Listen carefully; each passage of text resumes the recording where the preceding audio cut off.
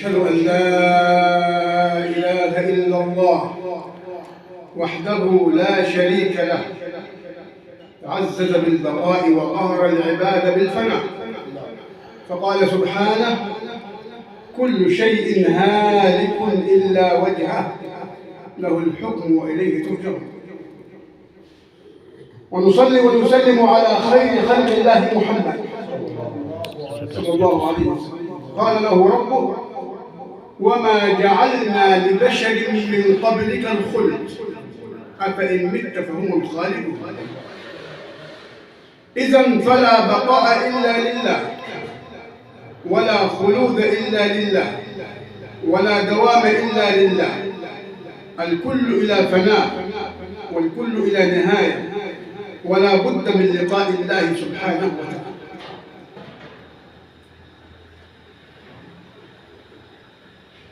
ومن الواجب علينا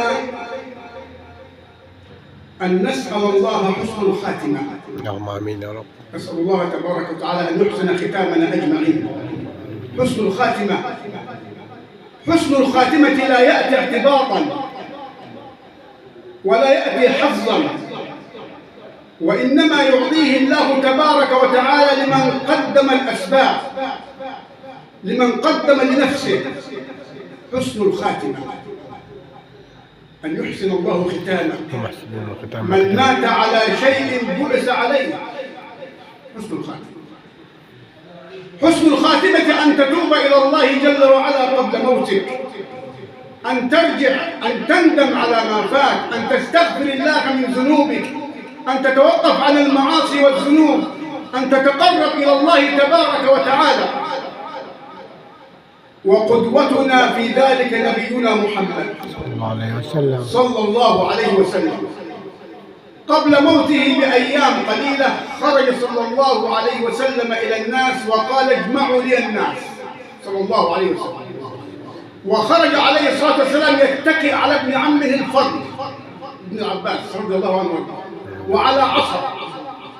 ثم جمع الناس فقال عليه الصلاة والسلام: واسمع ماذا قال. قال عليه الصلاة والسلام: أيها الناس، من كنت جلدت له ظهرا فهذا ظهري فليقتص مني.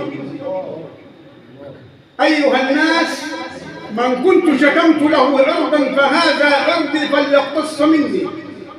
أيها الناس، من كنت أخذت منه مالا فهذا مالي فليأخذه مني، فإني أحب أن ألقى الله وأنا طيب النفس، صلى الله عليه وسلم.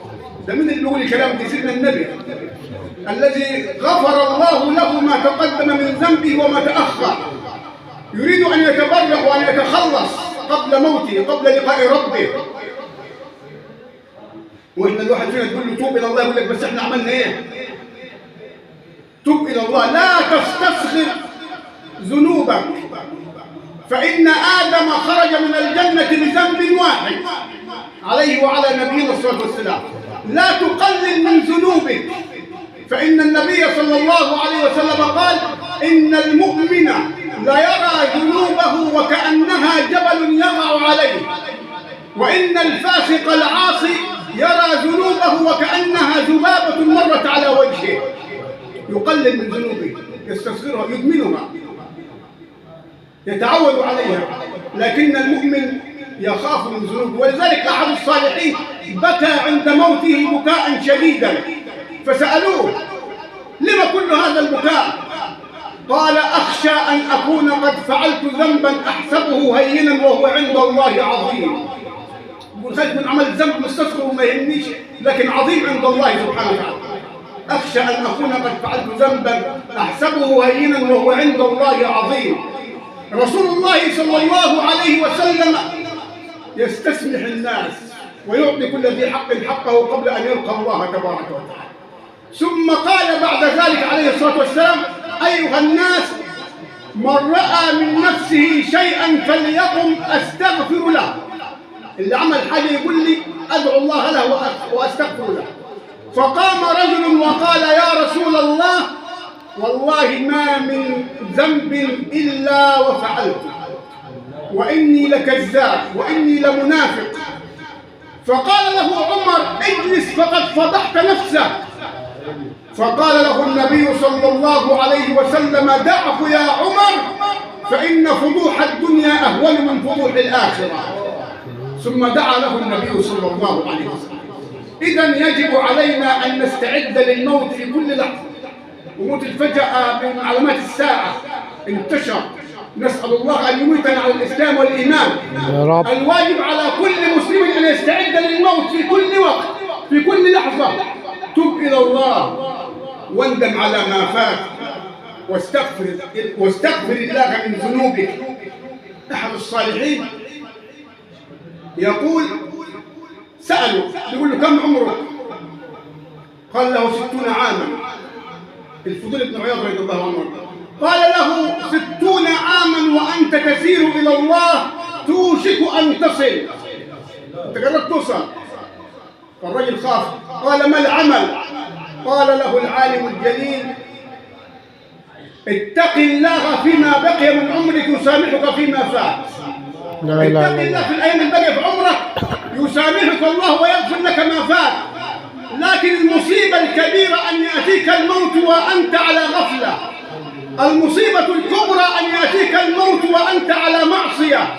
المصيبة الكبرى أن يأتيك الموت وأنت تارك للصلاة، للزكاة، للحج. أن يأتيك الموت وأنت على الكذب، على أكل الحرام، على البعد عن الله والعياذ بالله. أسأل الله العلي القدير رب العرش العظيم أن يصلح فساد قلوبنا. دع عنك ما قد فات في زمن الصبا، واذكر ذنوبك وابكها يا مذنب. لم ينسه الملكان حين نسيته، بل أثبتاه وأنت لاغ تلعب. والروح منك وديعة أودعتها، وديعة أودعتها، سترد بالرغم منك وتسلب، سترد بالرغم منك وتسلب. وصدق القائل حيث يقول: كل باك فسيبكى، وكل ناع فسينعى، وكل مذكور سينسى، وكل مدخور سيفنى. ليس غير الله يبقى، من علا فالله أعلى. أسأل الله العلي القدير رب العرش العظيم أن يجعل آخر كلماتنا لا إله إلا الله محمد رسول الله. أمتنا عليها واحشرنا عليها وابعثنا عليها يا رب العالمين. اللهم رد المسلمين إلى دينك مردا جميلا. اللهم ارفع الغل والحقد والكراهية من قلوبنا. اجمع شملنا، وحد كلمتنا يا رب العالمين. كما أسأله تبارك وتعالى أن يغفر لحينا وميتنا، حاضرنا وغائبنا، والمسلمين أجمعين. كما أسأله أن يتغمد الفقيد بواسع رحمته، أن يسكنه فسيح جناته. اللهم إن كان محسنا فزد في إحسانه، وإن كان مسيئا فتجاوز عن سيئاته. اللهم لا تحرمنا أجره ولا تفتنا بعده، واجمعنا معه بمستقر رحمتك يا رب العالمين. إنك نعم المولى ونعم النصير. جزاكم الله خيرا، ولكم منا خالص العزاء. والسلام عليكم ورحمة الله وبركاته.